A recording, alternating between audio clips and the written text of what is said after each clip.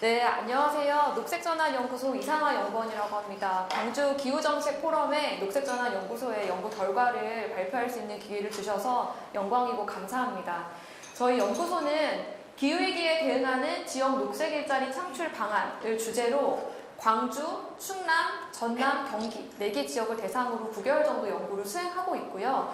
오늘 첫 번째 지역 발표로 광주광역시에서 녹색 일자리 기초 연구한 내용을 소개하게 됐습니다.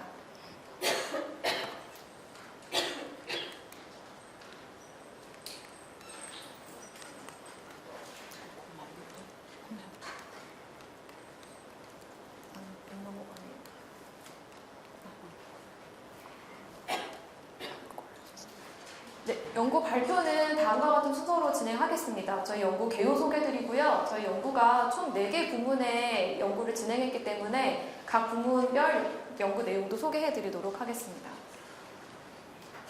네, 연구 개요입니다.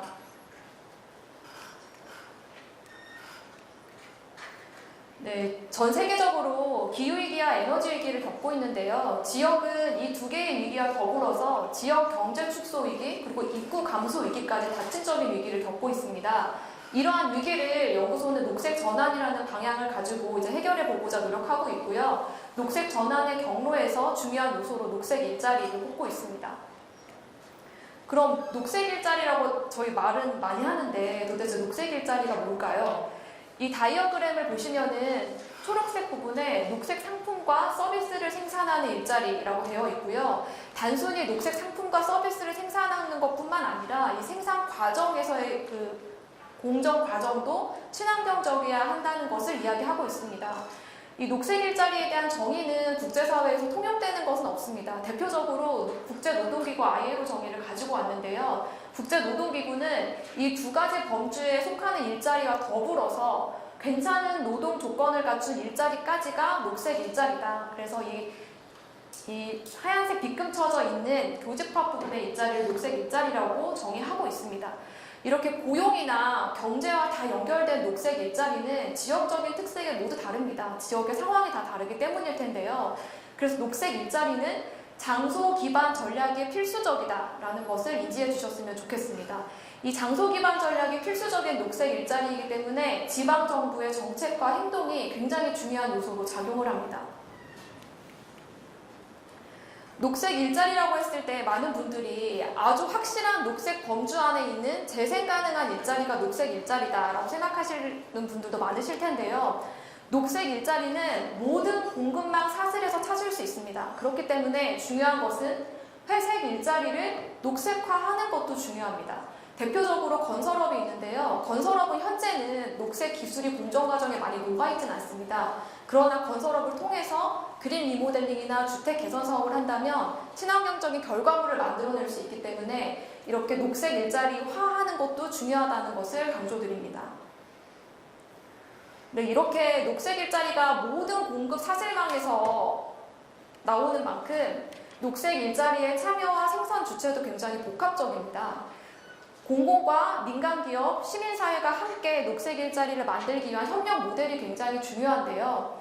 이때 민간 기업이 너무 많은 역할을 하는 것도 지양해야 할 것입니다. 녹색 일자리가 단순히 수익을 창출하기 위한 고용이나 산업으로서만 비춰질 것이 아니라 중요한 것은 녹색 일자리는 제도 설계라는 민주주의의 과정이 필수적인 것을 강조하고 있습니다.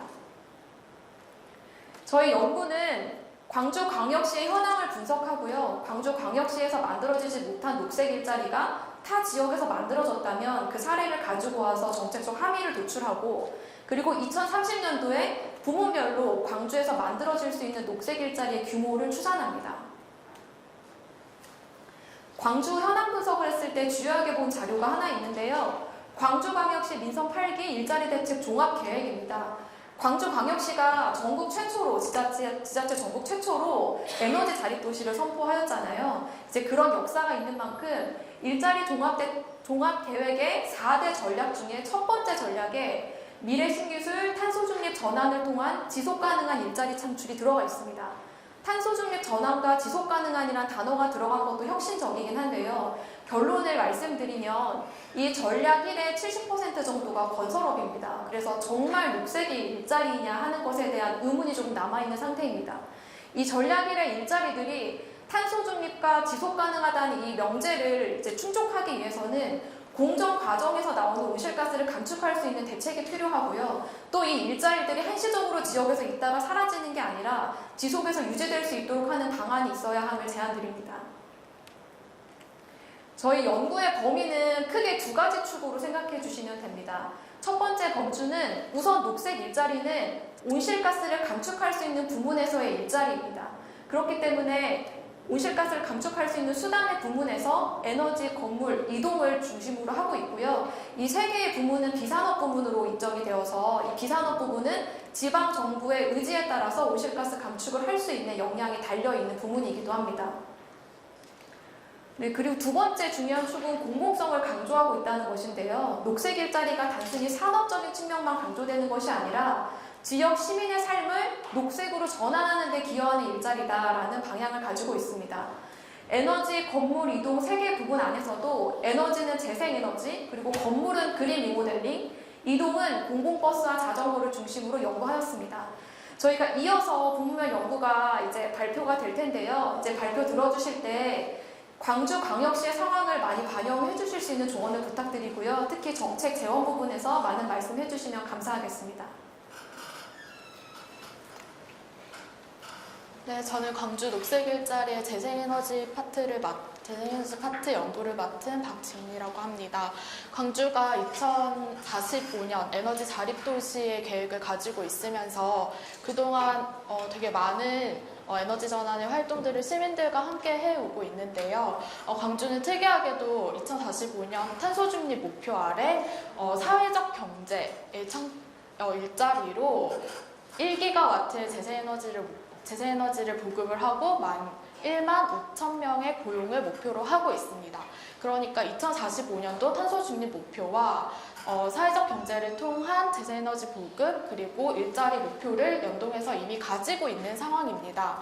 그리고 함께 그 광주에 있는 5개 구에 실제로 태양광을 얼마나 보급할 수 있는지 그 잠재량의 데이터도 함께 가지고 있는데요.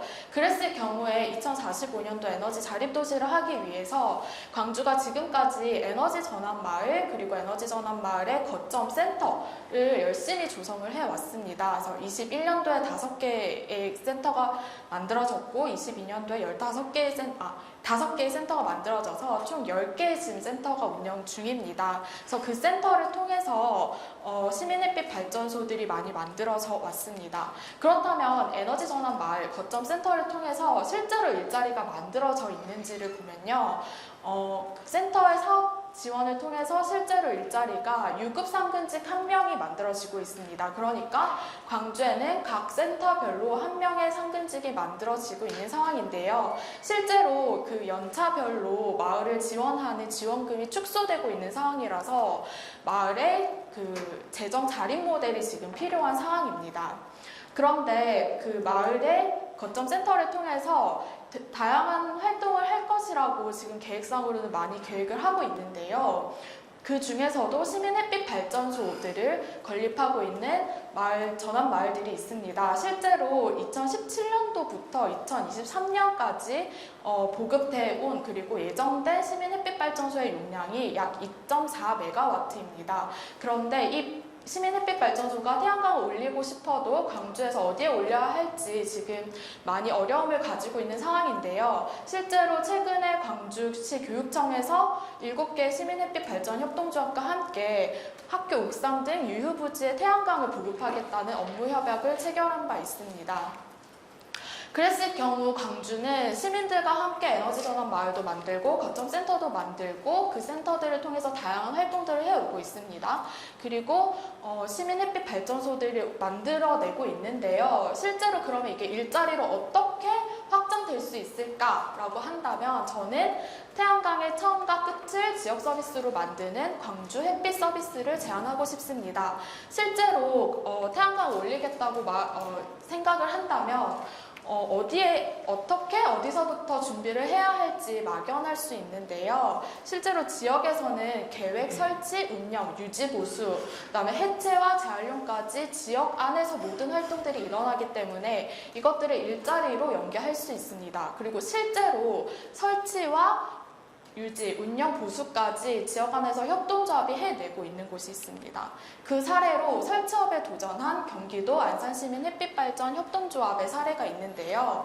안산시민 햇빛발전 협동조합은 2018년도부터 발전소 설치업을 직접 시작을 했습니다. 그래서 매출의 78%가 설치사업 매출로 일어나고 있고, 조합 안에서 실제로 그 설치업을 하기 위해서 3명의 기술자가 필요하고 특정한 면허와 자격증이 필요한데요. 그것을 경기도 안에서 조달하기 굉장히 힘든 상황이기 때문에 업무 시간 중에 자격증을 공부하거나 학원비를 지원하는 등 꾸준히 설치업을 할 수 있도록 협동조합에서 인력 양성에 투자를 하고 있는 상황입니다. 그리고 설치업을 하면서 지역의 소규모 태양광 회사들과 많이 터치를 하게 되는데요. 지역의 작은 기업들, 민간 기업들 100여 곳과 함께 협력 관계를 맺으면서 지역 업체와 협력하고 협동조합이 공공부지를 계속 발굴하면서 경기도 태양광의 양적 확대로 윈윈 전략을 펼치고 있습니다. 그리고 두 번째는 운영과 유지 보수를 일자리로 연결한 사례인데요. 경기도에 찾아가는 태양광 사업입니다. 지금은 20km 미만의 발전소 같은 경우는 안전관리자 선임 의무가 없습니다. 그래서 그 설비 관리를 의식적으로 하지 않으면 다 관리가 방치되어 있는데요. 실제로 태양광이 돌아가고 있는지 잘 모르는 상황인 겁니다. 그러한 상황에서 그 경기도의 협동조합과 함께 협력하여서 기술자 1명, 활동가 1명, 코디네이터 1명이 한 팀을 이뤄서 각 가정에 찾아가서 20km 미만의 소규모 태양광들을 점검해주고 관리해주고 고장이 났으면 보수를 할 수 있도록 지역 업체와 연결을 해주는 것입니다. 이런 일자리 같은 경우에는 경기도에서는 지역의 경력 단절 여성, 은퇴한 장년층, 재생에너지에 관심이 있지만 어디서부터 어떤 것을 해야 할지, 지역에서 내가 과연 일자리를 가질 수 있을지를 고민하는 청년들에게 꽤나 매력적인 일자리라고 합니다. 이랬을 경우에는 실제로 유지 관리 보수를 하면서 지역의 소규모 태양광, 데이터로 잡히지 않은 소규모 태양광을 직접 확인을 하면서 데이터로 다 관리를 할 수 있는 이점이 있는데요. 그랬을 경우 태양광의 처음부터 끝까지를 다 관리하고 보급을 할 수 있는 지역의 재생에너지 원스톱 서비스까지 연결을 해서 고려해 볼 수 있는 점이 있습니다. 여기까지 이제 지역에서 태양광을 지역 서비스로 만들면서 일자리로의 확장 가능성을 보았는데요. 그랬을 경우 광주에서 만들 수 있는 태양광 일자리는 과연 몇 개이고 얼마가 필요하고 의 목표를 보겠습니다. 저는 그 2030년도까지 얼마나 일자리를 만들 수 있느냐를 보기 위해서 광주가 자발적으로 계획하고 있는 2030년도 태양광 설치 목표를 보았습니다. 2020년도에 AI 그린 뉴딜 발표를 하면서 광주형 에너지 자립도시 추진 계획이 발표가 되었고요. 그 안에는 약 태양광 1.3기가 를 보급을 하겠다는 목표가 있었습니다. 그랬을 경우 2030년까지 계획만 지켜도 태양광을 약 1.3기가를 보급을 할 수 있고 최소 7,700개의 일자리가 생깁니다. 그리고 이 일자리를 만들기 위해서 약 1조 2,500억 원의 투자가 필요합니다. 그리고 더 넘어서 광주가 2045년도 에너지 자립을 하기 위해서 필요한 투자와 태양광 보급량이 어땠을까라고 한다면 실제로 이거에 대해서 데이터는 저희가 태양광을 깔 수 있는 시장 잠재량을 확인을 했는데요. 광주의 태양광 시장 잠재량은 약 3.4기가와트로 보입니다. 그랬을 경우 일자리가 약 2만여 개가 생기고 3조 2천억 원의 투자가 필요합니다. 그런데 이 3.4기가를 보급을 했을 경우에는 2045년도에 광주시가 예측하고 있는 전력 수요의 약 51%를 충족하는 숫자입니다. 그러니까 태양광만 보급을 해도 광주시에 필요한 전력의 50%를 충족할 수 있다는 의미입니다. 그러면 광주가 이만큼의 일자리를 만들고 투자가 필요하다고 했을 때 광주는 어디서부터 시작을 해야 할까? 누가 어떤 일자리를 가지고 싶고 그 일자리를 가지기 위해서 어떤 자격이 필요할까 하는 질문이 떠오를 텐데요. 아까 그 사회를 보셨던 최은지 의원님께서 녹색 역량 그리고 녹색 수요와 공급이 중요하다고 말씀을 해주셨습니다. 여기 그래프를 보시면요. 태양광의 전 주기별로 일자리의 숙련도 조건이 나와 있습니다.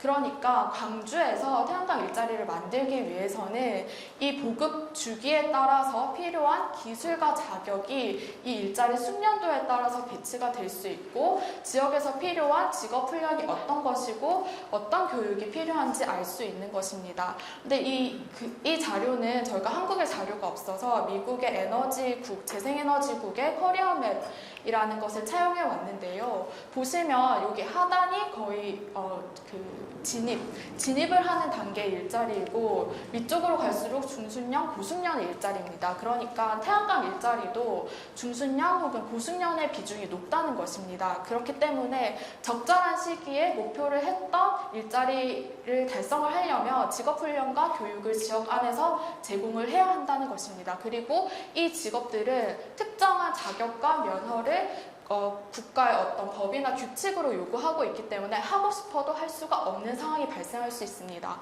그래서 그런 부분들을 적시에 제공하고 준비할 수 있도록 광주가 준비를 해야 되는 것입니다. 그러나 특정한 자격증을 요구하는 직군 외에는 또 현장에서 러닝 바이 두잉을 하면서 취득을 할 수 있는 기술과 지식들도 있을 텐데요. 그러한 경우에는 광주의 태양광 공급 계획이 그리고 물량이 많았을 때 가능할 것이라고 예측하고 있습니다. 그렇다면 현재 광주광역시가 계획하고 있는 태양광 보급 목표가 어떨까를 본다면 가장 최근에 5월 달에 광주 기후 정책 포럼에서 논의되었던 탄소 중립 도시 광주 추진 전략을 보면요. 광주광역시가 2045년도까지 에너지 자립을 하겠다고 했는데 그 중에 절반 이상을 전북과 전남에서 에너지를 거래해오는 초광력 재생에너지를 계획을 하고 있고 실제로 그 중에서 태양광의 비중은 약 20%도 채 안 됩니다. 그리고 연료전지보다 그 목표가 낮다는 것을 알 수 있습니다. 그리고 20%가 채 안 되는 태양광 보급 목표는 약 1.36기가와트로 볼 수 있습니다. 요거는 이제 연도별로 발전 총량을 보여주는 건데요. 이 빨간색 부분이 태양광입니다. 태양광의 보급 속도가 굉장히 미미하고 그 총량 자체도 낮다는 것을 알 수 있고요. 그리고 연료전지의 비중이 되게 높은데 광주광역시 자체 이제 예측한 바로 연료전지의 그린 수소 시점이 약 2035년도인 겁니다. 그럼 2035년도 이전에는 태양광 발전 연료전지에 들어가는 이 수소는 이제 그린 수소가 아니게 되는 것입니다. 그렇기 때문에 2045년도 탄소 중립과 에너지 자립을 하기 위해서는 태양광 비중을 상향하는 것을 고려해야 합니다. 그랬을 경우 그 지역에서 그러면 어떠한 자원이 있고 그리고 그 자원에서 수요와 공급이 무엇인지를 파악하는 것이 매우 중요한데요. 광주가 2020년도에 에너지 자립 도시를 하겠다고 선언한 이후부터 굉장히 다양한 활동들을 하고 있습니다. 그래서 기후환경부 그리고 인공지능산업국 아래에 있는 에너지산업과에서 굉장히 다양한 활동과 산업, 정책 사업들을 하고 계시는데요. 특히 에너지전환마을 거점센터 그리고 제가 언급은 잘 하지 않았지만 스마트 그리드의 어떤 사업들도 다양하게 해오고 있는데 그러한 경험들을 기반으로 일자리 가능성을 확인을 하고 그 안에서 수요자와 기술력 그리고 광주 안에 있는 산업 기반 그리고 지역의 작은 규모의 기업들을 다 포괄하는 수요와 공급의 매칭이 될 수 있어야 할 것입니다.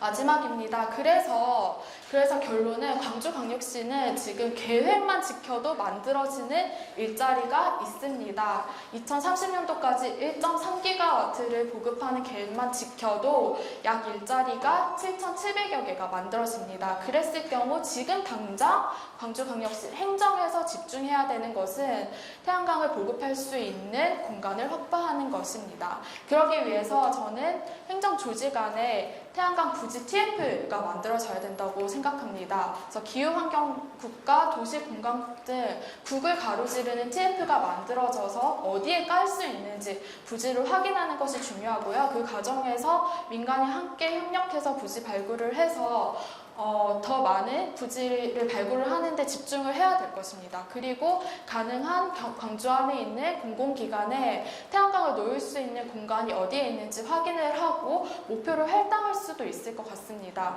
그리고 두 번째는 인력 양성입니다.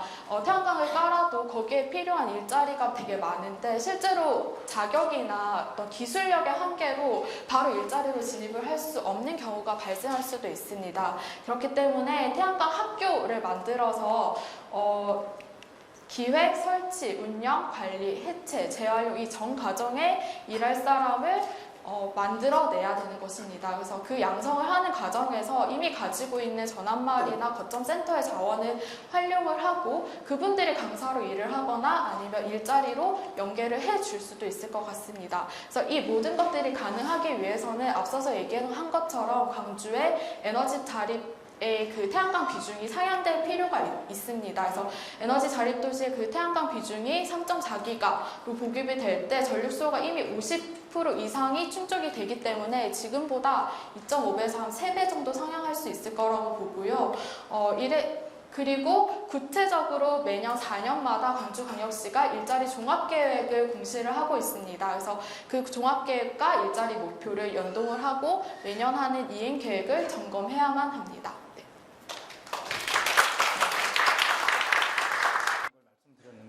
저는 이번에는 에너지를 덜 써서 에너지 효율화를 시켜서 그린 리모델링을 하는 과정에서 그 일자리가 얼마나 만들어지는지를 소개해 드리도록 하겠습니다.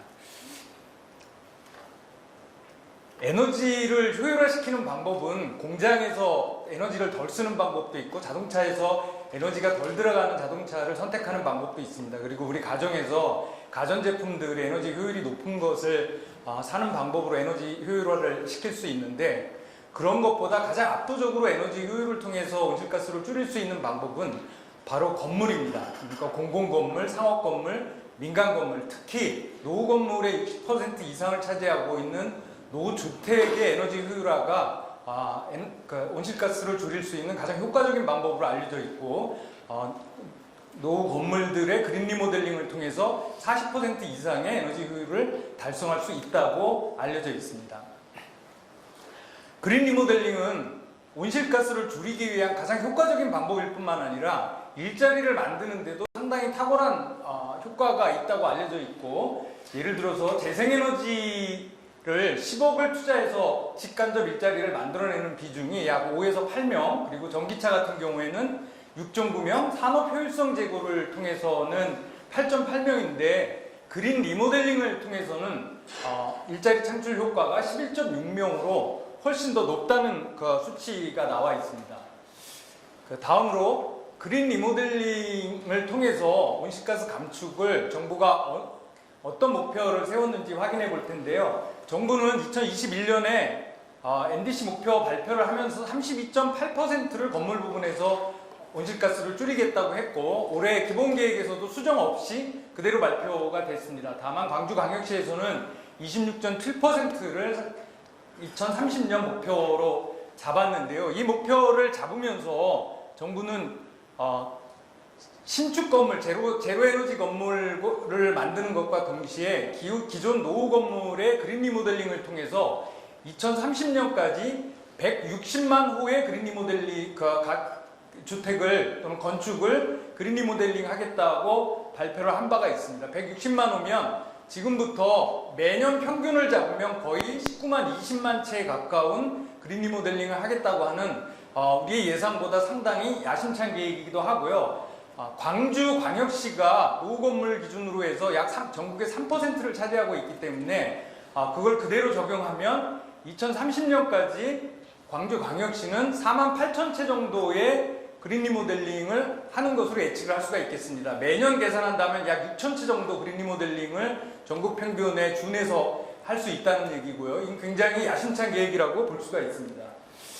지금까지 정부가 추진한 그린 리모델링의 현황을 간단히 살펴보도록 하겠습니다. 먼저 정부는 지금까지는 주로 공공건물을 중심으로 해서 그린 리모델링 사업을 추진해 왔는데요. 공공건물 중에서는 우선 어린이집이라든지 보건소 또는 의료시설 등을 중점적으로 특히 지난 2020년 한국판 그린 뉴딜 때부터 상당한 규모로 예를 들어서 국비 기준으로 연 2천억 이상을 투입해 가면서 그린 리모델링을 해왔고 이 때문에 이제 광역시도 광주광역시도 2021년 같은 경우 약 17건의 공공건물의 그린 리모델링에 참여했습니다. 두 번째로는 그린 스마트 미래학교, 그린 스마트 스쿨이라는 이름 아래 특히 공립학교, 초등 공립학교를 중심으로 한 그린 리모델링 사업이 진행돼 왔고요. 광주광역시도 5건 정도가 2021년도에 진행됐고 그리고 마지막으로는 LH공사가 주도하는 공공임대주택에 대한 그린 리모델링 사업이 중점적으로 진행이 되어 왔습니다. 공공건물 이외에 민간 건물에 대해서도 그린 리모델링이 진행이 되어 오긴 했는데요. 공공건물의 경우는 광주광역시의 경우 국비가 약 70% 그리고 지자체가 30%의 비율로 자금 지원이 되는 데 반해서 민간 건물은 기본적으로 중앙정부가 연 최고 한 4% 정도의 규모로 이자 지원을 하는 다소 소극적인 방법을 사용해 왔습니다. 그럼에도 불구하고 2014년부터 최근까지 전국 규모로는 약 7만 채 이상의 이자 지원을 통한 민간 건물 리모델링이 되어 왔고 광주는 최근까지 2022년까지 6천 채 정도의 규모가 이자 지원을 통한 그린 리모델링이 되어 왔습니다. 다만 민간 건물의 경우에는 거의 대부분 90% 이상이 아파트의 창호 개선에 집중된 맛이 있어서 아마도 저층주거지, 단독주택이나 다세대 다가구 주택들의 그린 리모델링은 우리가 경험하기가 좀 관찰하거나 경험하기가 쉽지 않았을 거로 예상이 됩니다. 네, 이 정도의 상황이 현재까지 진행되어 온 현황이고요. 이런 그린 리모델링 과정에서 일자리는 얼마나 창출되었는지를 좀 봐야 되는데 우선은 그린 리모델링의 일자리는 아까 우리 김 원장께서 말씀해 주신 것처럼 대부분은 건설 쪽의 일자리입니다. 그리고 건설 쪽의 일자리는 알려진 것처럼 원래는 이제 회색 일자리인데 그린 리모델링을 통해서 건설 부분 일자리를 회색에서 녹색으로 바꾸는데 그린 리모델링이 굉장히 중요한 역할을 하고요. 미국의 사례를 보면 전체 건설업의 약 16% 정도가 에너지 효율 부분으로 전환할 수 있다고 알려져 있습니다. 그리고 그 에너지 효율 중에서 건물 리모델링 부분에는 약 한 54% 그러니까 절반 이상이 그린 리모델링에 투입될 수 있다고 알려져 있는데 이거를 기준으로 산출을 해보면 사실 이제 광주가 전국에서 우리나라 건설업 종사자 수가 현재 한 200만 정도 되는데 광주가 비중으로 보면 전국에서 제일 높은 비중 약 9% 이상을 차지하고 있습니다. 그래서 한 7만 명 내외 정도가 광주시에서 건설업에 종사하고 있는데 이 기준 16% 기준으로 보면 10,000명 이상이 에너지 효율 부분에 종사할 수 있다고 가정이 되고 그 중에 절반 정도를 추산해도 5,000명 이상이 그린 리모델링에 종사할 수 있다는 이제 계산이 나옵니다. 그리고 그 그린 리모델링에는 뭐 여기 지금 건축 설계나 전문 건설업 같은 기존의 그린 리모델링에 등록된 업체들을 중심으로 보면 그래도 꽤 다양한 분포들을 보인다고 하는 걸 알 수가 있고요. 그런 기준을 가지고 2030년 또는 그 이후까지 잡아보면요. 전국적으로는 지난해 2022년에 국토부가 약 1.5조 이상의 그린 리모델링 투입을 해서 25,000개 정도의 일자리를 만들었다고 국토부가 보고한 바가 있는데요. 말씀드린 대로 탄소중립 기본계획에 따라서 2030년까지 160만 호를 매년 20만 호에 가까운 수준으로 그린 리모델링을 한다면 대략 한 4만 6천 개 정도의 일자리가 매년 연간 기준으로 만들어지는 것으로 예측이 되고요. 광주의 경우는 그렇게 계산했을 때 약 한 1,400개 정도의 일자리 6,000채를 매년 그린 리모델링 한다고 했을 때는 직간접 일자리로만 1,400개 정도가 예상이 됩니다. 그리고 만약에 건설업 전체 중에 약 16%가 그린 리모델링 또는 에너지 효율화로 투입이 될 경우 전국적으로 약 한 17만 개의 그린 리모델링 일자리가 만들어지는 거로 추산이 되고 있고, 광주광역시는 5천 개 이상, 에너지 효율화 전체로는 1만 개 이상의 일자리가 만들어지는 것으로 추산이 됩니다. 다만 그린 리모델링 일자리라고 하는 건 건설업에만 만들어지는 게 아니고, 건설업 말고도 예를 들어서 에너지 진단사라든지 뭐 이런 다른 종류의 파생적인 일자리가 반 정도 더 만들어지는 걸 감안하면 최대 광주 기준으로 한 2만 개 정도의 일자리가 그린 리모델링에서 가능하다, 이런 이제 추산이 가능하고요, 나오고 있고요.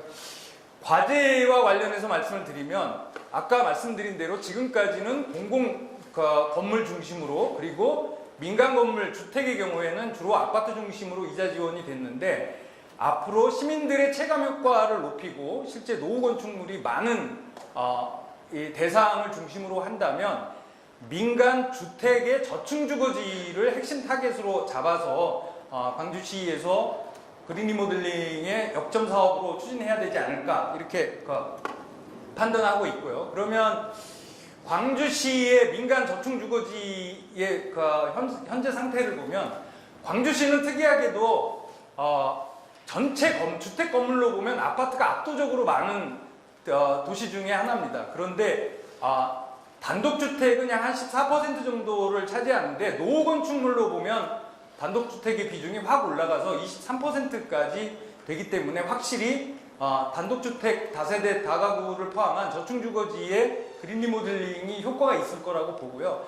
이제 이때 그린 리모델링을 할 때는 자기 소유의 집을 그린 리모델링 할 뿐만 아니라 전월세 사는 임차인들이 약 한 36%, 특히 저소득층 가운데에는 절반 이상을 넘기 때문에 전월세 사는 집에서도 그린 리모델링이 가능한 대책들이 나와야 하는 게 이제 과제라고 보겠습니다. 이 저층 주거지의 노후 단독주택의 그린 리모델링은 국가적인 사례도 많지 않고 지역 사례도 그렇게 흔하지 않기 때문에 몇 가지 참조 사례를 조금 말씀을 드리면, 우선 서울시에서 2016년부터 가꿈주택이라는 이름의 단독주택 중심의 집수리 사업을 진행해 왔고, 이게 재작년까지 이르면 연간 한 2,000채 가까운 수준으로 굉장히 많은 이 급행찬을 했습니다. 120억 정도의 연간 예산에. 이 서울시의 가꿈주택 사례 중에 특이한 거는, 일단은 표에 보시는 것처럼 단독, 다가구, 다세대가 압도적인 비중을 차지한다는 점하고요. 두 번째는 기존의 건설산업 기본법상의 건설업에 등록돼 있지 않은 지역, 동네에 집수리 사업을 할 수 있는 개인 사업자라든지 소규모 업체들을 적극적으로 발굴해서 서울시가 등록을 시켰는데, 제가 얼마 전에 6월 1일자로 웹사이트에 들어가 보니까 약 한 440개 업체들이 이 25개 서울시 자치구에 골고루 분포되어 있었습니다. 이런 업체들을, 동네 업체들을 발굴해서 적극적으로 그린 리모델링 일거리를 주는 방식으로 일자리를 창출했다는 점에서 참고를 해볼 수 있다고 보고요. 또 하나, 저층주거지에서 그린 리모델링을 할 때 어려운 점은, 워낙 아파트 같은 경우에는 아파트 관리소가 있어서 집단적으로 관리가 되어서 그린 리모델링을 공공정책으로 하기가 쉬운데, 개인주택들이 흩어져 있고 그리고 규모도 작고 또 집수리를 한다고 해도 특정 단독주택의 일회적인 집수리를 하고 끝날 가능성이 있어서, 이를 방지하기 위해서는 저층주택의 구를 집단적으로 관리하는 시스템들이 만들어져야 됩니다.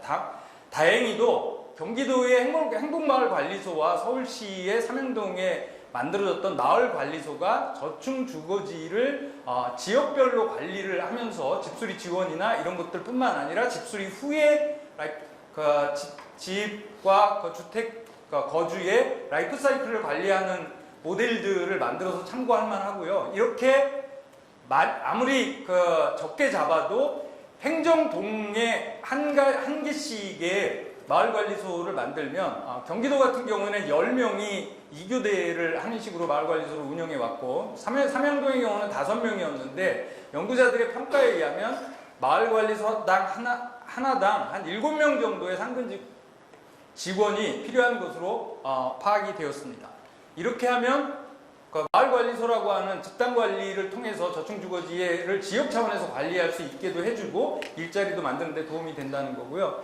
또 하나는 서울시 동작구의 상도동 1동, 2동과 같은 아주 구체적인 지역에서 약 1년 동안 서울시 지원을 받아서 리빙랩이라는 방식으로 집수리를 한 실험들을 해봤는데 심지어는 구 차원이 아니고 동에서도 수십 개의 그린 리모델링을 할 수 있는 그런 업체들이 발굴되기도 했고, 특히 이 그린 리모델링을 하는 업체뿐만 아니라 그린 리모델링을 요구하는 수요자, 주택 소유자라든지 임차인들도 자기가 뭘 그린 리모델링 해야 되는지 잘 모르기 때문에 그런 주민 기술 교육을 통해서 그린 리모델링의 수요를 적극적으로 끌어낸 사례로, 좋은 사례로 평가받고 있어서 이것도 참조할 만합니다. 이런 세 가지 정도 사례들을 가지고 만약에 광주에서 저층주거지의 그린 리모델링을 능동적이고 적극적으로 하겠다고 하면 이런 정도의 그림들이 나옵니다. 일단은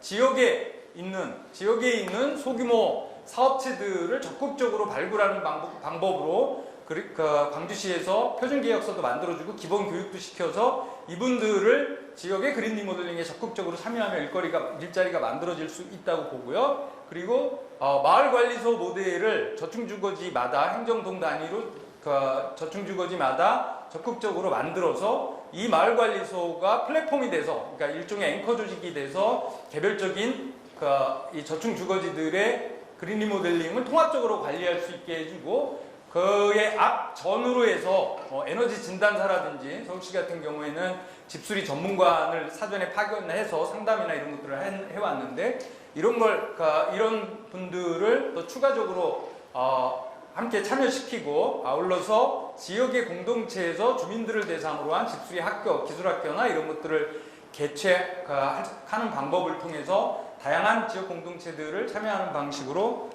일자리들이 만들어질 수 있을 거라고 생각합니다. 결론적으로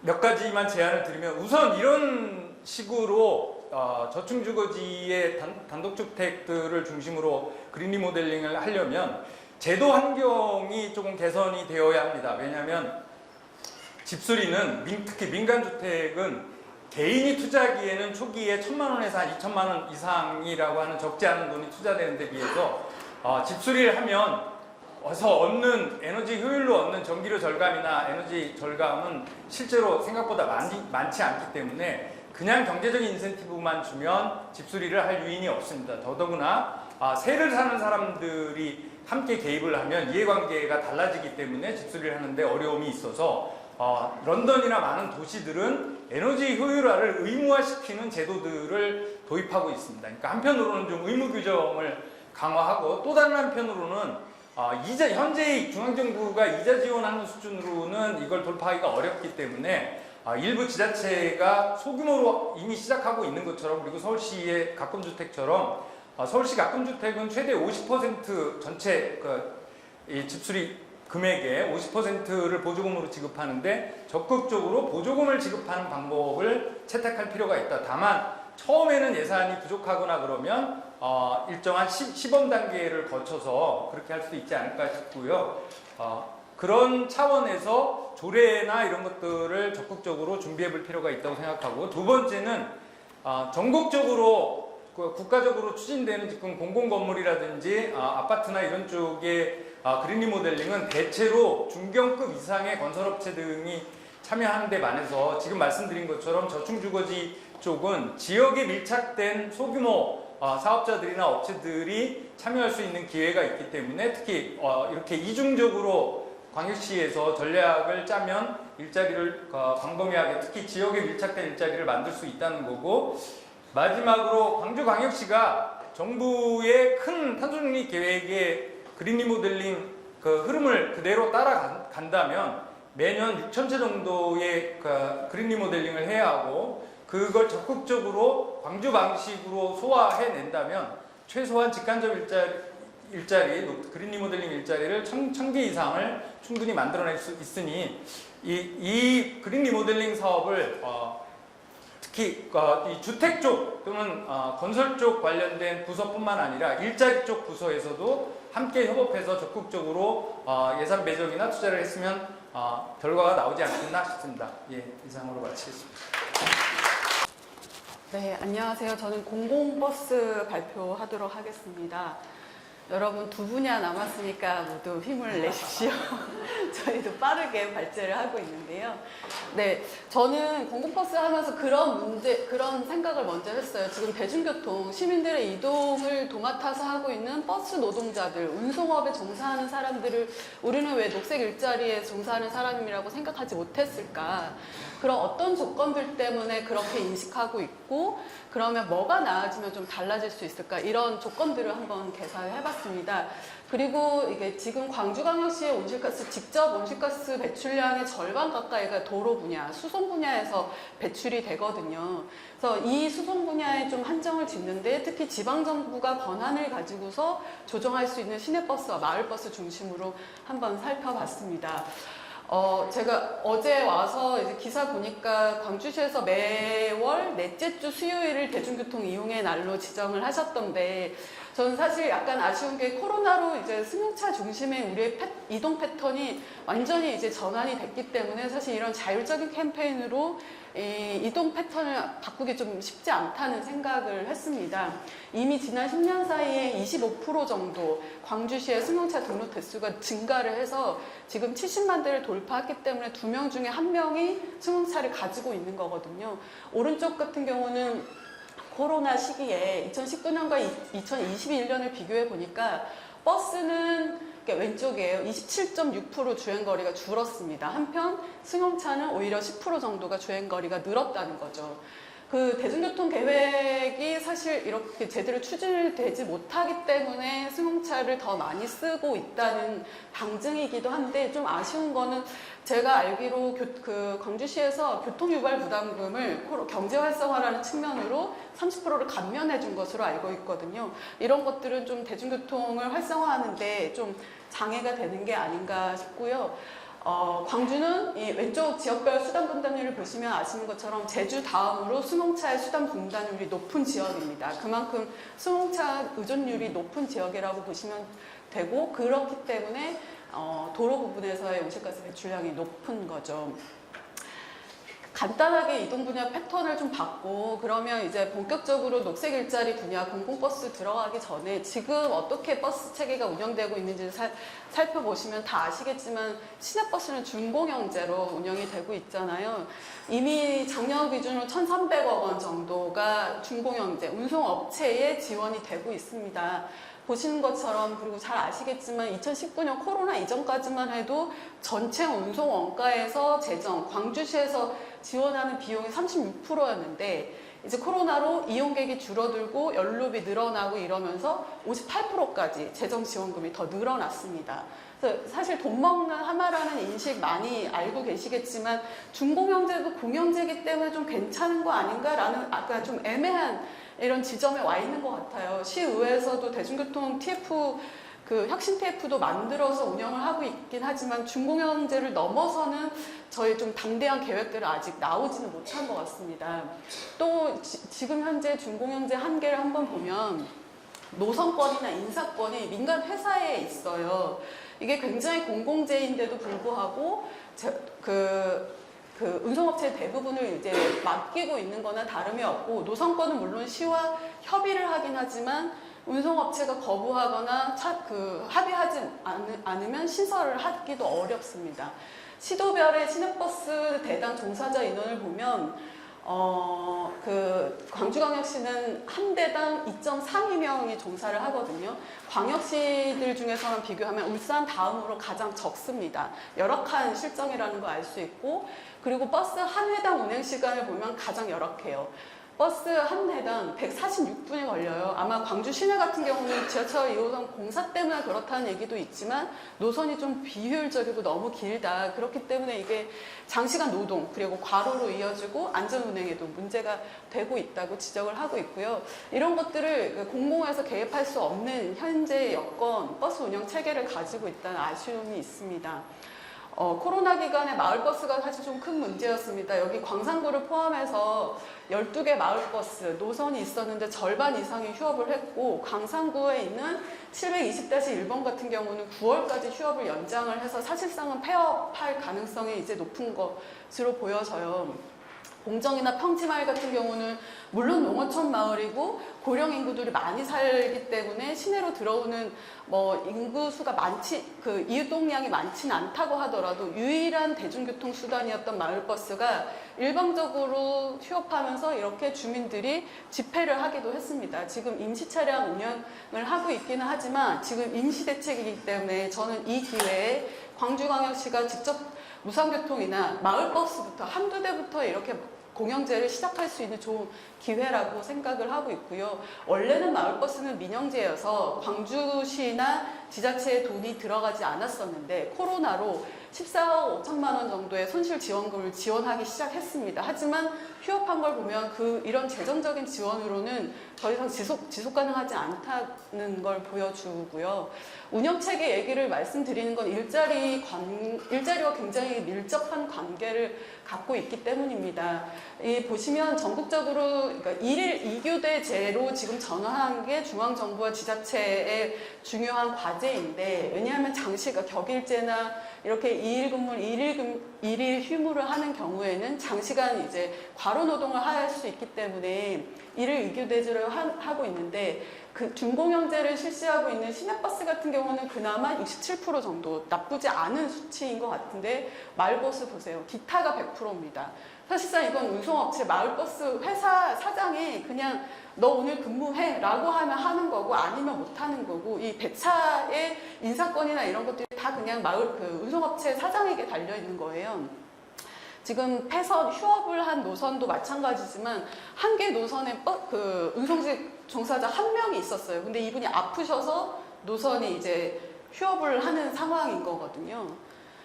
지금 전국적으로 교통 이슈가 굉장히 뜨겁습니다. 광주시에서도 지금 논의 중이고 당정 협의도 진행되고 있는 것으로 알고 있는데, 이 전국적인 지도 한번 보시면 전국 무상교통이 교통복지 차원에서 무상교통은 전국적으로 대부분 이루어지고 있고요. 버스 공영제는 12개 지자체에서 이루어지고 있습니다. 대부분은 지자체 도시공사라든가 교통공사에 위탁을 해서 운영을 하고 있고, 2군데 정도 제주도와 이제 완주 정도가 지자체에서 직영으로 공영제를 실시를 하고 있는데, 가까이 있는 전라남도 신안군이 국내에서는 거의 최초로 버스 공영제를 시작했고 무상교통제로 시작을 했습니다. 근데 광주시에서 좀 참고하기가 좋은 곳은 인구 규모나 이런 걸 봤을 때 경기도 화성시를 보면 좋을 것 같아요. 그래서 화성시 같은 경우는 작게 마을버스 2대로 공영제를 시작해가지고 지금은 거의 한 100여 대 정도로 이제 늘어났고, 이 공영제에 근무하는 운전기사도 237명 정도 됩니다. 여성 운전기사는 한 10명 정도 되고요. 1일 2교대제, 그리고 이제 임금도 상승을 했기 때문에 노동자들도 굉장히 만족도도 높고, 지금 수단 분담률도 올라가고 있고, 이용자 대중교통 활성화되고 있기 때문에 여러 측면에서 충분히 사회적 기대 효과를 다 누리고 있다고 볼 수 있을 것 같습니다. 광역시 중에는 무상교통 정책이 없는 곳이 이제 광주, 인천, 울산만 나타나고 있는 것 같아요. 그래서 광주시에서 지금 어린이와 청소년 대상으로 해서 무상교통하면 한 100억 원 정도 들 것 같은데, 이게 재정이 너무 부담이 많이 드는 거 아니냐라는 말이 있긴 하지만 이미 늦었다. 저는 광주시 정도의 재정 규모에서라면 충분히 가능할 것으로 예측이 됩니다.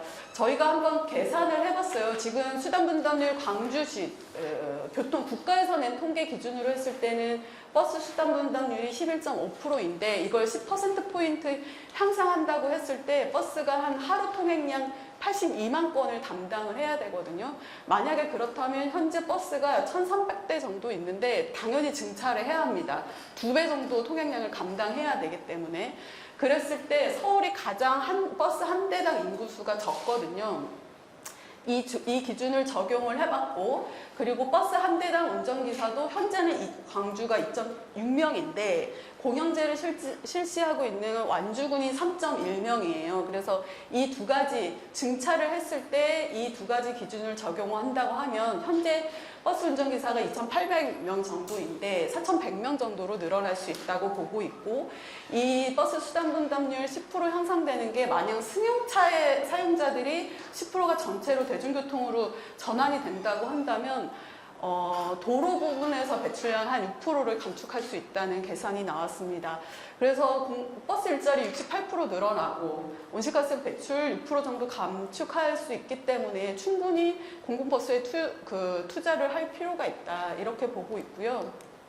네, 예산 얘기만 할게요. 오늘도 이제 계속 이슈가 되고 뉴스에 나오기 때문에 재정 얘기를 안 할 수 없는데, 아마 집행부에서는 그런 고민하실 것 같긴 해요. 이게 포퓰리즘 정책이 아니냐라는 비판도 있는 것 같긴 하지만 예산을 들여다보면 충분히 가능할 것 같습니다. 그리고 앞에서 이제 전국 지도에서도 보여드렸지만 부산시 같은 경우는 올해 하반기부터 지하철과 버스 통합해서 정기권 45,000원 정기권을 도입하기로 했습니다. 이게 굉장히 의미가 있는 게 중앙정부에 손 벌리거나 요청을 하지 않고 어쨌든 지자체 재정으로 이걸 부담하겠다는 거거든요. 그만큼 고물가 시대에 기후위기 대응하면서 공공요금으로 이 물가 잡는 거 굉장히 중요하다고 해서 시작을 했습니다. 지자체 예산으로 시작했다는 게 의미가 있고, 왼쪽에 보시면 이게 승용차에 들어가는 비용이에요. 승용차가 이제 혼잡 비용, 한 대당 하루를 계산했을 때 혼잡 비용으로 12,000원 정도가 들거든요. 대기오염 비용 693원, 사고 비용 192원 정도가 드는데, 한편 승용차 한 대가 하루에 내는 세금 비용은 2,000원 정도밖에 안 돼요. 그렇기 때문에 사실상 매일 승용차 한 대는 10,000원 정도의 이익을 보고 있다고 생각하시면 되는데, 반면 그럼 대중교통 이용자들에겐 이런 혜택이 돌아가고 있느냐? 그렇지 않다는 거죠. 그 대부분 지자체의 예산 구조를 보더라도 전기차 보조금 광주시에서 올해 446억 원 책정했는데 대상의 71%가 전기차, 개인 승용차입니다.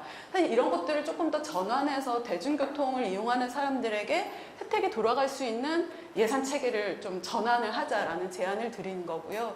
만약에 그래서 이른바 대중교통 기금이라는 것을 조성을 한다면 재원이 있을 것이냐, 있다고 보여집니다. 순세계 잉여금 여기저기서 많이 탐을 내긴 하겠지만 어쨌든 2,000억 원 정도가 있는 거고, 지금 매년 그 수입으로 잡히는 게 교통유발 부담금 세입이 130억 원 정도가 잡히고 있습니다.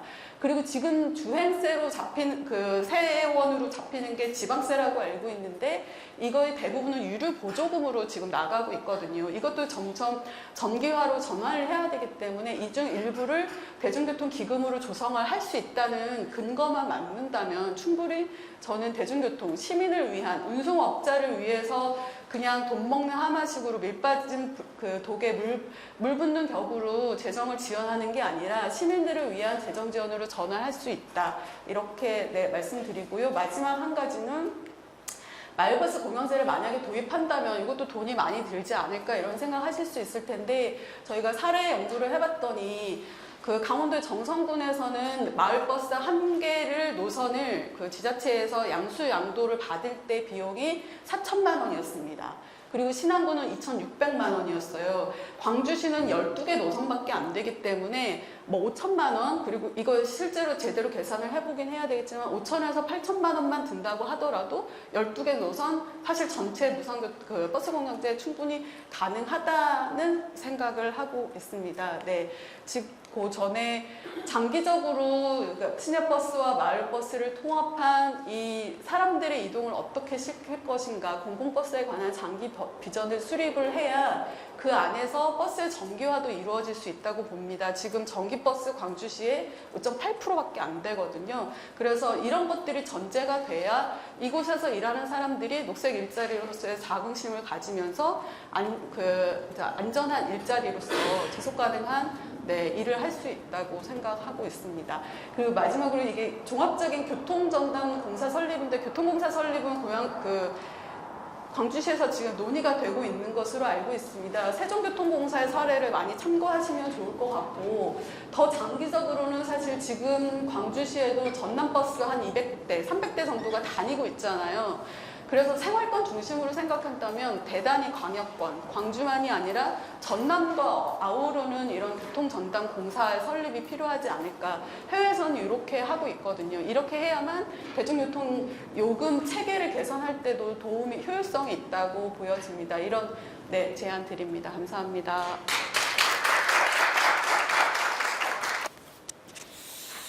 안녕하세요. 녹색전환연구소 연구원 윤석이라고 하고 오늘은 자전거를 맡았습니다. 이제 마지막이라서 심장이 좀 쫄깃쫄깃한데 네, 제가 요새 그 명상을 하면서 기후활동가를 한 몇 년 살았더니 마음이 급할 때마다 우리가 듣는 뉴스는 다 너무 힘든 거라서 최대한 천천히 갈 것입니다. 네, 천천히 가보도록 하겠습니다. 왜냐하면 자전거가 천천히 가는 느린 자전거이기 때문인데 제가 진짜 좋아하는 사람이에요. 입안에 일치는 사람은. 15km가 자전거 평균 속도거든요. 근데 이걸 넘어서는 속도는 사회를 해체시킨다는 게 이제 이 사람의 이야기고, 그 밑으로 가는 15분 거리, 15km는 안전하고 편리한 도시를 만든다는 생각이에요. 저는 이거에 기초해서 우리가 만드는 일자리나 우리가 만드는 도시 계획이 기본적으로 어떤 좀 생명에 대한 그게 있었으면 좋겠다. 어젯밤에 갑자기 부고를 하나 들어서 자동차 교통사고로 이제 제 친한 친구 언니가 이제 억울하게 혼수 상태라고 이제 막 메시지를 받았어요. 그래서 저는 이제 그런 얘기를 들으면서 자전거를 확대하고 자전거를 얘기하는 게 세계 암스테르담이나 코펜하겐하는 모든 도시들의 특징은 자전거 운동을 이끈 사람들은 그렇게 소중한 사람을 잃은 사람들이 우리는 안전한 도시를 만들어야 된다는 컨셉이었습니다. 저는 그렇게 이야기를 들어주셨으면 좋겠다는 얘기 먼저 내고 가보겠습니다. 빨리 가야겠네. 네, 제가 말씀드릴 거 두 가지입니다. 첫 번째, 자전거는 자전거만이 아니다. 보행이랑 대중공공교통도 대자보라고 해서 같이 녹색교통의 범주로 들어가고 그 중에 대표주자로 자전거를 얘기하는 것이기 때문에 하나입니다. 동시에 자전거는 전환운동의 일환이에요. 도시 계획을 파리처럼 자동차가 지나다니는 길을 아예 자전거로 만들겠다는 컨셉도 전환운동입니다. 두 번째, 자전거는 너무나도 저평가되어 있다는 생각입니다. 지금 세계 온실가스 4분의 1이 교통이고 광주도 이건 피차 마찬가지인데 대부분 차입니다. 근데 그 차인데 그 자전거가 차량 감축 효과, 그 대체 효과가 제일 높아요. 자전거를 타는 사람이 많아지면 많아질수록 차를 타는 사람들이 줄어드는 효과를 봅니다. 간단하게 자전거의 온실가스 감축량은 전부 다 차를 줄이는 데서 발생하기 때문에 다른 어떤 것과 비할 데 없이 높다고 볼 수 있습니다. 제가 이건 가면서 말씀을 드릴게요. 두 번째, 저희 연구에서 바이코노믹스라는 관점을 선택했는데 이건 이제 저희 베스트셀러 기후경제학, 생태경제학 관점으로 접근한 거예요. 그러니까 평가되지 않은 것, 그동안 계산되지 않은 부분이 얼마나 많은가라는 건데 자전거를 타면 지역의 경제 활성화가 굉장히 높다는 거예요. 자동차는 노동집약적이지 않고 전부 다 이제 AI 기술로 가고 있는데 자전거는 사람이 한다는 거죠. 그래서 자전거 교통수단은 효율적이고 자급자족적인 지역 내 경제활동인데 이 이론 정말 재미있는 게 계산 산식이 있는데 사람 목숨값을 뺍니다. 자전거 타는 사람이 늘어나면 늘어날수록 더 자동차 교통사고는 낮아지고 암도 3분의 1이 안 걸립니다. 폐암까지 약간. 그래서 그것들이 이제 다 돈으로 계산이 되는 순간 자동차랑 비교를 할 수 없어지는 것이죠. 네. 제가 연구에서 볼 부분은 자전거는 하나의 유니버스예요. 이것도 하나의 우주입니다. 그냥 여기 수많은 수단 중에 하나가 아니라 자전거 자체가 가지고 있는 녹색교통의 대표성이 굉장히 큽니다. 저는 이제 인프라, 공공자전거 수리 및 유통을 볼 건데 밑에 자전거 운송도 있고 생산도 있고 교육도 있고 여기 관광이나 축제나 이제 이런 부분들도 같이 있는 거죠. 이제 이것까지 같이 감안해서 자전거라는 분야가 터질 때 우리가 얼마만큼 생각해 볼 수 있는가 볼 수 있는 것이고요. 연구에서는 일자리에 집중을 해서 일단 이 세 가지 전체 자전거 일자리에서 절반 이상 만드는 인프라, 공공, 수리 및 유통을 가보겠습니다. 네, 제가 방금 말씀드렸던 걸 구체적으로 수치화하면 이런데 이제 한 연구에 따르면 자전거는 자동차가 8명 만들 때 34명을 만든다는 게 이제 이론입니다. 이거는 이제 관광도 친 것도 아니고 보건을 친 것도 아닌데 자동차 산업이 얼마나 이제 자본 집약적인 걸 생각을 해봤을 때 자전거는 만드는 것부터 고치는 것부터 파는 것부터 이게 다 사람이 하는 것이기 때문에 이거는 사람이 많이 필요하다는 얘기예요. 우리가 앞으로 가야 될 아까 AI부터 이제 기술혁명 전환 얘기가 나왔는데 자전거, 사람에게 일자리를 돌려주자는 컨셉으로 얘기해 볼 수 있다고 생각을 합니다. 네, 광주 기초현황 넘어갈 텐데요. 불행하게도 광주는 차 많은 도시입니다. 아까 2명 중에 1명이 차를 가지고 있고요. 제가 방금도 화장실을 갔다 왔는데 이제 부호가 오메 광주 참 좋아요. 친환경 자동차 선도도시가 이제 화장실에 딱 붙어 있습니다. 근데 제가 말씀드리고 싶은 건 정확하게 반대 이야기고요. 광주광역시 기초현황 보면 자동차 수단 분담률이 15% 지난 20년 동안 오르는 동안, 약 20% 오르는 동안 자전거는 그냥 정치 상태였습니다. 그냥 있으나 마나 숫자의 1.3%라는 거는 그냥 저희 주변에 둘러봐도 볼 수 없고, 공공자전거 800대 있지만 여기 앞에 있는 것처럼 먼지가 잔뜩 쌓여 있다던가 이제 이런 현황이고요. 전체 사람들 중에서 한 3분의 1 정도가 자전거를 갖고 있는데 그 자전거의 10분의 1만 주차할 수 있는 상황이에요. 근데 절망하지 않으셔도 괜찮습니다. 전국이 다 그렇습니다. 그래서 전국 비교가 의미가 없는 숫자이기 때문에 먼저 하는 사람이 임자다라는 게 이제 제 생각입니다. 광주광역시 자전거 정책 시도는 굉장히 열심히 했어요. 이게 사실 정부 기본법에 따라서 기본계획 모두가 수립해야 되는데 모두가 수립하지 않았습니다. 그럼에도 광주는 2014년도, 19년도 꾸준히 수립을 해왔고 몇 개 안 되는 자전거 분담률 목표 5%를 상정한 도시입니다. 일단 목표는 걸었다는 점에서 저는 칭찬을 해드리고 싶고요. 광주광역시 국제기후환경센터에서 만든 기후 기본계획에도 자전거 들어가 있습니다. 근데 자전거가 얼마나 온실가스를 감축하는 효과를 우리가 지금 볼 수 없으니까 보기가 굉장히 어려우니까 이 부분이 자세히 들어가진 않았지만 앞으로 이 부분 연구를 해서 자전거가 얼마나 효과가 큰지 파야 되는 부분입니다. 부처 고생 많이 하셨습니다. 23명 공공항 교통국 중에 3명만이 자전거를 하고 있는 상황이고요. 전라남도도 10명인데 네, 약간 이런 얘기 드릴 수 있고요. 자전거 조례도 있고 예산도 한 해 100억 정도를 실어놨는데 이제 2023년도 본 예산 23억이라서 조금 논쟁이 필요할 것 같습니다. 여튼 정책과 제도와 예산과 모든 것이 있었고 제안은 됐었다. 그럼 이제 어떻게 실행할 거냐라는 얘기 해야 된다고 생각을 합니다. 제가 말씀드리고 싶은 건 광주를 차 없는 도시로 가자. 차 없는 도시로 갔을 때 20년 동안 15% 자동차에서 올렸던 거 그대로 자전거 갔으면 우리 도시 어떻게 달라졌을까라는 얘기입니다. 사례 3가지 중점을 두고 이제 이야기를 일단 정책 목표로 갈 거고요. 저는 5% 이미 내년이면 5% 달성을 했었어야 되는 게 지난 자전거 기본계획 목표인데 2030년까지 연장해서 이 목표 하나는 제대로 지켜보자. 아직 전국의 어느 우리나라 지자체도 5%의 수단 분담률을 달성해 본 적이 없다. 되게 경미한 수치예요. 도쿄나 이제 교토가 15%고 암스테르담이나 코펜하겐이 33%입니다. 이거 단계적으로 하나씩 잡아서 가는 거 국가에서 전부 다 계획 세워놓은 근거들이 있습니다. 그리고 광주에서는 이걸 집중하는 것입니다.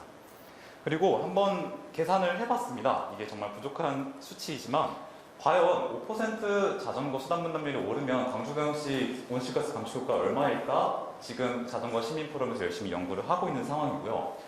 지금 광주의 2~3배 정도 확장해서 5%를 달성한다. 그러면 한 해 감축되는 양이 약 20에서 30만 톤. 그러니까 광주 수송 부문 배출량의 7%를 빼고 광주의 2030년 온실가스 감축 목표의 20%를 뺍니다. 무슨 소리냐? 33%로 올라간다? 25% 이상만 올라가면 광주시의 전체 곱하기 5를 해가지고요. 전체 수송 부문 배출량의 약 30%를 빼는 거고 광주의 수송 부문 감축 목표의 전부를 뺄 수가 있습니다. 저는 이제 이런 추세로 저희가 자전거가 얼마나 극명하게 효과가 있는지를 가져갔으면 좋겠다고 생각합니다. 아직 완성 안 된 거니까 이제 인용하시면 안 됩니다. 두 번째, 그리고 이제 광주광역시 자전거 사례 3가지 순서대로 가볼 것입니다. 네, 일단은 제가 말씀드린 3가지는 우리가 일자리 효과와 경제 효과를 가장 볼 수 있는 기본적인 기초 전제이고요. 이 3개가 깔린 상태에서 교육을 하고 관광을 하고 산업을 하고 여행을 하고 물류를 해야 된다고 생각을 합니다. 첫 번째 인프라.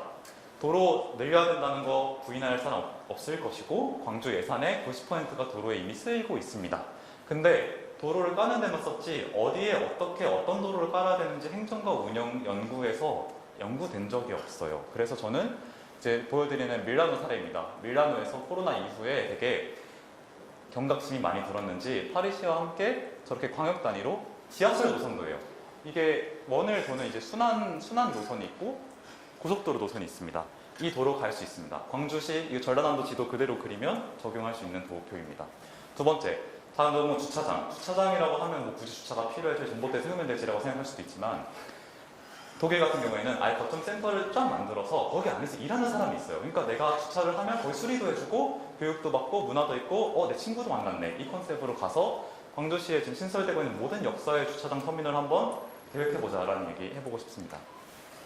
다음은 공공자전거, 이제 눈물 없이는 말할 수 없는 우리 타랑계. 시민이 이동권이자 보편적 기본 서비스의 관점이지만 계속 적자난다는 비판을 받고 있죠. 근데 공공자전거 제대로 살려서 투자하면 언제 이건 배반하지 않는 정책입니다. 기본권이에요. 그래서 서울시 따릉이 정권이 어떻게 바뀌든 45,000대의 따릉이 계속 가고 있습니다. 그리고 라이트 브라더스랑 상생협약 맺어서 같이 수리하고 있고 방치자전거 같이 판매를 하고 있고 그리고 나아가서 지금 지역의 노포들의 협력을 하고 있는데 하나 더 나가서 자전거를 타고 공공자전거 가는 온실가스 감축량을 그동안 안 셌는데 자발적 탄소 배출권 거래 시장에 이제는 팔 수가 있게 됐습니다. 그래서 이거를 계산했을 때는 적자를 전부 다 상쇄할 수 있을 정도의 가능성이 있다는 얘기를 해볼 수가 있는 거죠. 그래서 광주가 공공자전거에 제대로 힘을 썼으면 좋겠다는 게 제 생각입니다. 마지막 세 번째로 자전거 공방. 광주광역시에는 전국의 유일무이한 바이크런이라는 엄청난 청소년과 작업하는 자전거 수리센터가 있습니다. 그래서 딱 하나가 있죠. 근데 이렇게 여러 개의 단위가 함께 만든 수리센터 드물지 흔치 없고요. 그래서 저는 이게 기초 단위당 최소 하나씩 10만 명당 하나 이상씩 커버할 수 있도록 만들어서 확정됐으면 좋겠다는 의견 가지고 있습니다. 네, 한번 규모 추산을 해봤습니다. 이게 사실 통계가 없어서 사실 광주의 현재 자전거 일자리 몇 개요라는 질문에는 아무도 대답할 수 있는 사람이 없습니다. 근데 일단 수기 집계로 하나하나 세본 것입니다. 저희가 이렇게 감이라도 잡아야지 나중에 제한을 할 수 있으니까요. 저는 약 300개가 있다고 생각합니다. 300개가 있다고 생각하고 최소로 잡았을 때요. 그리고 앞으로 2030년도 광주시의 모든 정책과 예산이 2배 내지 3배가 뛰어서 올라갔을 때 광주 현재 도로과 공무원들이 전부 다 자전거를 한다고 칩시다. 그리고 지하철 역사 새로 생긴 2호선까지 60개에 하나씩, 한 명씩, 두 명씩 일한다고 봅시다. 그리고 창원시 정도의 공공자전거 사람이 여기서 일을 한다면 자전거 공방, 아까 수리센터 이제 방치자전거 거점이 기초 단위당 하나씩 있다면 총 얼마일까? 저는 최소 1000개라고 생각을 합니다. 그리고 한 가지 더 말씀드릴 것은 5%는 우리 최소 목표치이고요. 그래서 제가 광주광역시랑 인구랑 수단 분담률이 정확하게 닮아 있는 도시 하나를 찾았습니다. 헝가리 부다페스트인데요. 인구 170만, 수단 분담이 2%. 정말 비슷합니다. 광주가 150만이니까. 추가되는 잠재력 일자리 수 10,000개를 잡았습니다. 저희 10배인 거죠. 코펜하겐이 30% 수단 분담률을 달성한다는 조건이 붙었는데 저희 광주광역시가 자전거 정책을 계속 밀고 가서 20%, 30% 목표를 간다. 그럼 10,000개는 저는 할 수 있다고 생각합니다. 지금 광주형 일자리가 1000개였잖아요. 그래서 광주형 일자리 10배를 우리가 자전거 분야에서 볼 수 있다는 얘기를 해보고 싶은 것입니다. 네, 마지막으로 정책 가겠습니다. 정책 첫 번째는 일단 녹색 교통 먼저 확실하게 세워야 돼요. 자전거는 자전거뿐만이 아니라 넓은 유니버스이기 때문에 갔을 때 모든 일은 다 계획이 있고 마음이 있고 예산이 돈과 사람과 의지가 있으면 뭐든지 할 수 있기 때문에 하나씩 자전거 수단 분할 목표 광주 탄소 중립 기본 계획에 꼭 반영해달라. 두 번째 부서 자전거 전담부서 만들고 최소 수단 분할 목표에 부합하도록 최소 2~3배의 인원을 보강해달라. 교육도 필요하고요. 그리고 나아가서 공공버스를 함께 운영하는 녹색 교통공사 형식을 가지고 예산 편성으로 지금 광주의 전체 도로 예산 중에 2.4%만 자전거 하고 있는데 대폭 확대해서 이 지금 원래 계획에 있었던 106억 정도는 실현을 했으면 좋겠다라는 생각 드립니다. 자전거에 대한 기본적인 정책들은 이 세 가지 그리고 그 이상의 정책들은 토론 때 나올 것 같습니다. 60여 개에 있는 규모 있는 자전거 주차장 그리고 삭감된 타당계 예산을 넘어서 최소 서울시와 창원시처럼 한번 공공자전거 가보자. 시민들이 광주 송정역에 내렸을 때 타랑길 타라고 여기까지 올 수 있도록 만들자는 게 제 생각이고요. 자전거 모든 수리 공방이 장기적으로 인구 10만 명당 하나씩 있었으면 좋겠다는 의견입니다. 마지막 PPT입니다. 정책 제안 3가지를 했죠.